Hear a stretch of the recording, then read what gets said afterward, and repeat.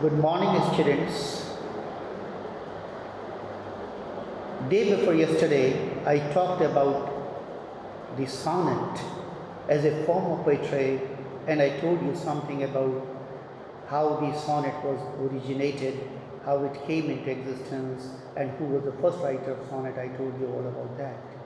Now, in today's lecture, I will be talking about romanticism, the term, the concept, and would also like to tell you something about the various traits of romantic poetry as enshrined in the writings of Wordsworth, Shelley, Keats, Coleridge, and so many other writers. Well, at the outset, I would like to take you back to the history of Europe, beginning with the Greek times, the ancient Greek times. If you recall, you must be well aware of the names of Aristotle, Socrates, Plato, and then Alexander the Great, who had come to India in 326 BC, before Christ. Now, at that time, during those times, Athens used to be the center of learning and the seat of knowledge. This went on, and the Greeks ruled over most of the European countries during that period. But if you know something about the cycle of civilizations and cycle of history, every empire, it grows, it flourishes, and then it falls. And after the fall of the Greek Empire, Romans, you might have heard the name of Julius Caesar, Octavius Caesar, Cleopatra, Antony, Augustus Caesar, all these great warriors and rulers, they ruled over not only Europe, but they conquered the whole of Europe. And from 3rd century or 2nd century AD to 7th century AD, that period is known as the period of the Roman Empire. Now, Romans, they were great kings, emperors, and they were great warriors. They used to go to different lands, they used to conquer them, they used to ransack them, and they used to enslave the people of those particular countries and bring those enslaved persons to their own land, that is Rome. Now, in due course of time, the Roman society got divided into two parts. The actual Romans, lords and ladies, who were very rich, who were the persons who ruled over the whole of Europe, and the slaves, the poor who had come from different lands, and they were made to serve these lords and ladies of Roman Empire. Now, lingually also, the society was divided into two classes. There was a different language which was spoken by these slaves, and an altogether different language which was spoken by these lords and ladies. The language which was spoken by the slaves and the community of slaves in Rome, that was known as lingua romana. Lingua means language, lingua romana. And the language which was spoken by the lords and ladies of Rome, that was known as lingua classica. Now, it is from these two words, lingua romana and lingua classica, that we have got these two terms in English literature, romanticism and classicism. Now, if you can imagine, you must have seen certainly in your own life poor persons, workers, laborers who serve the higher ups of the society.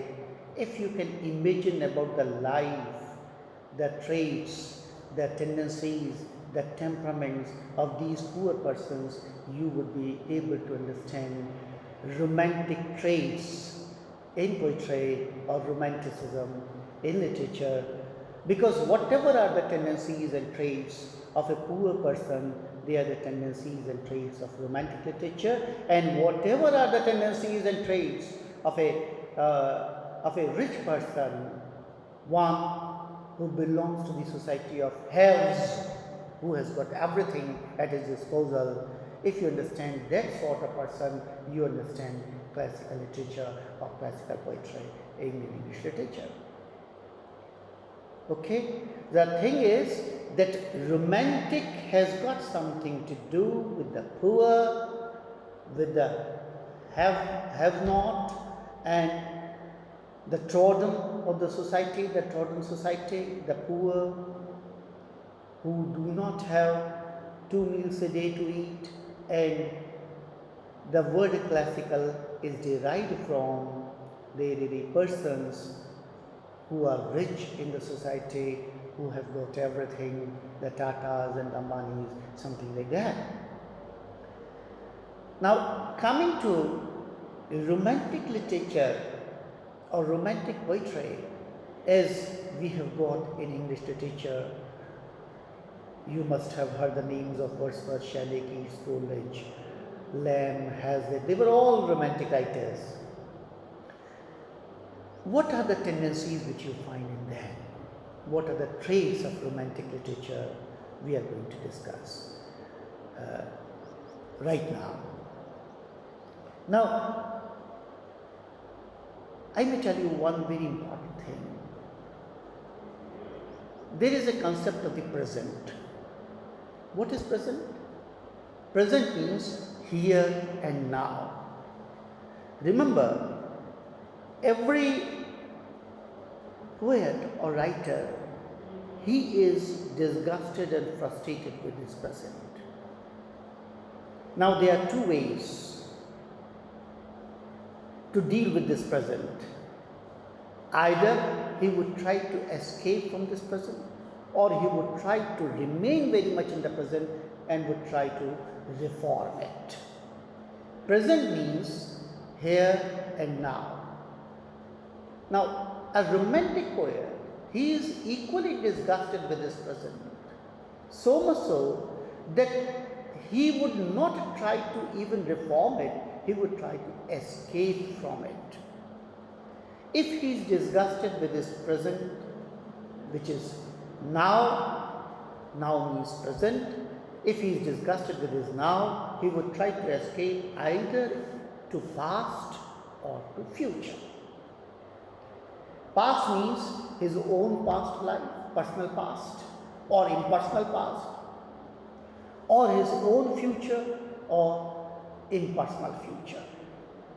For example, in Shelley's poem To a Skylark, he says, "We look before and after and pine for what is now. Our sweetest songs are those that tell us saddest thought." Meaning thereby that as a romantic poet, as a romantic person, the poet escapes to, he lives either in his past or in his future. For example, a poor man would always say, "Well, today I am poor, but there was a time when I was very rich, when we had so much of money at our home." He is living in his past. Or he would go to future and he would say, "Okay, today I am poor, don't worry, because there would be a time when my son would grow to be a successful person or businessman, and he would earn money, and there would be a time when our house would be as full of happiness and pleasure as it should be." So he lives either in his past or in his future. We look before and after. Before means it is past. After, that is to come. And again in that poem, Ode to the West Wind, Shelley says, "If winter comes, can spring be far behind?" That is, the golden period of life for this mankind is to befall sometime in future. It is not something pertaining to the past, it is something pertaining to future. So it is in this way that escapism is one of the chief traits of romantic poetry.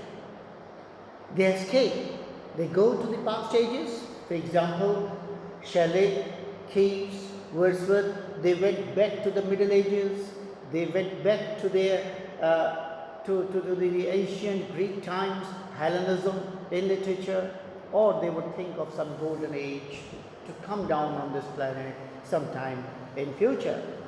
So escapism, and remember, everything is happening in imagination, not literally. The poets being disgusted with the present, with their now, they would go to past or to future. If they are disgusted with their here, they would go to different lands or imaginary lands, for example, utopias on the banks of Susquehanna. For example, Coleridge and Southey, they wrote that beautiful play on the banks of Susquehanna. So they imagined utopias, they imagined imaginary lands which were the best places for them. So, and that usually happens when a poor person being disgusted with his present, with his here, he would say, well, had I been born in America, had I been born in England, I would have been a happier person. So it is in this way that escapism is one of the, or I may say the first chief trait of romantic literature. Tomorrow, in my second lecture, I would be talking about other traits of romantic poetry or classical poetry. Thank you for today. Thank you.